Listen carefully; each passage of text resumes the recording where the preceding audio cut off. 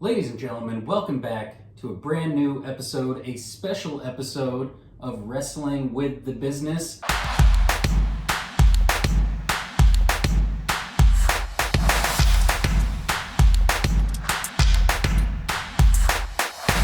I am your host, Matthew the Professor Lambert, and with me, my special guest to this time, the new Mrs. Lambert. Thank you very much, Kelly.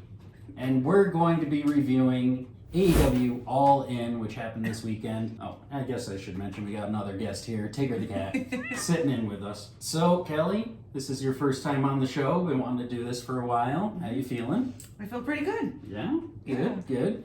So, I know you're new to wrestling fandom, but let the audience know what you think of wrestling, what you've been watching, what you've been thinking. Well, I started about 4 years ago now, and we started on TV, Matt and I, and we went to a couple shows, AEW and WWE live. You know, I wanted to see what the difference was, you know, being live and on TV and what the difference was, and I actually like wrestling. I never thought I would even say that. Right? It's fun, isn't it? Yes. So you especially wanted to review this show because you had a good time watching it. I did. Yeah? Mm-hmm. So let's get right into it. We're going to keep this nice, short, and sweet. We're not going to go over every single match because, you know, AEW, they put on 15 matches in a show. We don't want to do all that. But let's go over what your favorite parts of the show was, and I'll throw some tidbits in here and there. First, we got to mention a couple of big returns this weekend. Jamie Hayter, former women's champion, came back. That was cool to see. She's been out for over a year. She was running around with Britt Baker. Yep. Britt Baker's your fave. Yep. Yeah, we got to meet Britt Baker. We said that on the show before. We did. Yes, that was really, really a fun experience. All right, so the first match we got to talk about here, Timeless Toni Storm versus Mariah May for the Women's Championship. What do you think about this? I'm over it. Yeah, the Toni Storm gimmick has kind of run its course. Yep. But the match itself was pretty good. Yeah. Yeah. It wasn't bad. I'm just over the whole thing of them. Well, hopefully Mariah May beat her. She's the new women's champion. Hopefully they can get away from each other for a little while at least. But yeah, I agree. Toni Storm needs to refresh. She's stale, boring, done with it. Yep. Let's talk about your favorite guy, Chris Jericho. Yeah. He used to be. Really? Well, one of them. Well, okay, I liked his music, I should say. Let me clarify that for you. Yeah. I liked his music and his whole, you know, Singing the entrance theme. Yeah, I love that. That was cool. Now this whole learning tree thing is done. No, I'm over that too. Yeah. The whole thing, I'm over that. Yeah. And that's a lot for me to say that just like kind of jumped into wrestling, you know, a couple of years ago, so. But, yep, he was in a match. It was kind of meh, but we'll see what happens. He's not going away anytime soon. He won't go away. I did forget to mention that your actual favorite was on the kickoff show. Yes. Sammy. Big Sammy Guevara fan. Yep.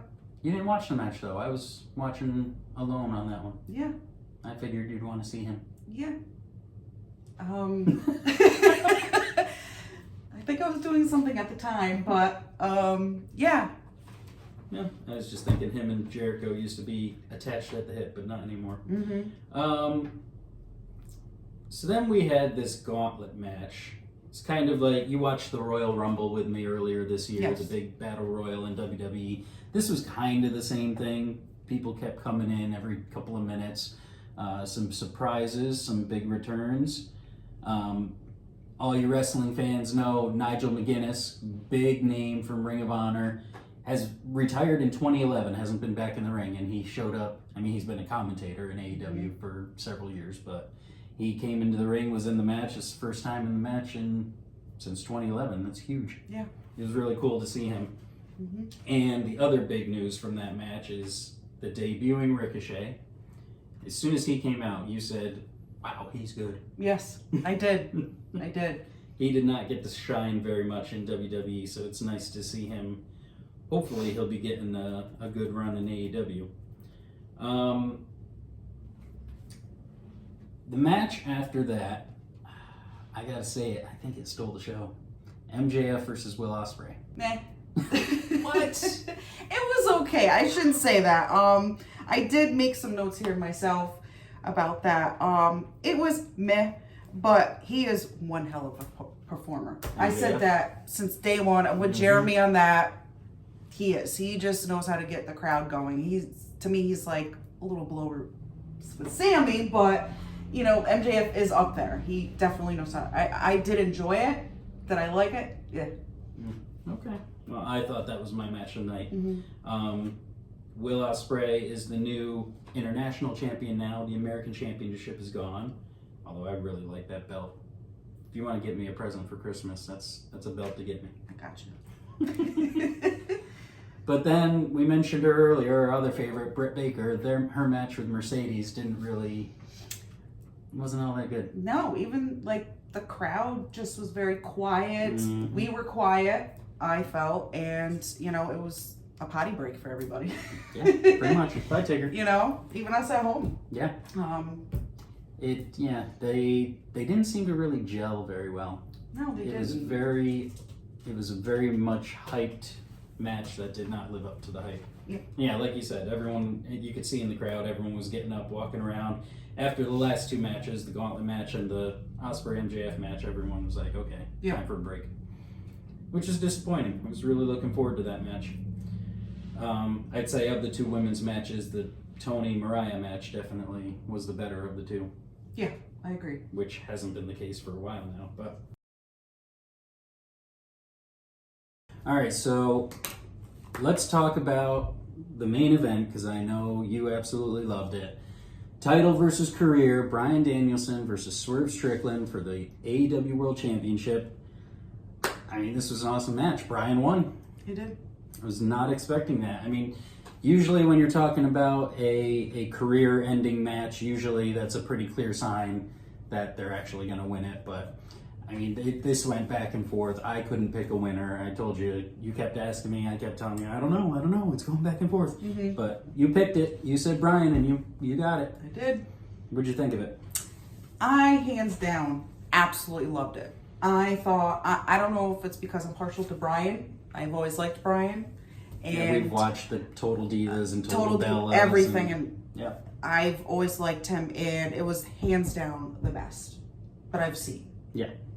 So, and it brings me to that, this is why I love AEW, because to me, it's more family oriented. To me, I see a lot more family, they're laid back more than WWE. And it was like, the end was very beautiful to me. Yep, hugging the family in the ring. Hugging the family, and you know, during the match, he was like, I'm so sorry to his family. Us, the crowd, thinking, oh man, maybe he isn't gonna, but he did such a good job. And reaching out to them everything. It was just a great way to end the show. I just can't, I keep thinking about it all day, and that's why, you know, I couldn't wait to hop on here to just talk about it, because it's so nice, you know, that's why these kinds of shows are family oriented. To all ages come watch this. It was just really great. It was really great to watch. That's one thing you always say when we watch an AEW versus WWE. You always say the AEW guys are always more in tune with the fans, more active with the fans, slapping hands and whatever. Laid back. It's not, you know, it's not. I don't feel like it's script or anything. Right. They're laid back. Much more free themselves. Yep. So I guess it's safe to say that main event is definitely your match of the night. It was. Yeah. What do you give the show overall, like a rating? Would you? The whole show? First thing that pops in your head. The whole show? 7. Out of 10? Yeah. That's fair. Yeah. I like that. Yeah. I'd probably push it more towards an 8. Okay. I'd say, I'd even go so far as to say this might be the best show I've seen this year. Really? Yeah, this was really good. It would get an 8 for me if Adam Cole returned. That's what I would have liked to happen. There you go. But well, we'll see what happens next time. There were a bunch of announcements. Forbidden Door is going to be in London next year. They didn't say at Wembley again. I think they're moving away from Wembley just because of the ticket sales. But and they're going to be in Australia in February. Feel like taking a trip? Sure. Cool. We're going to Australia. Why not? But yeah, overall, awesome show. Yeah, comment down below. Let us know what you thought of the show, what you like about AEW, what you like about WWE, what you think some differences are, if you like it, if you don't like it.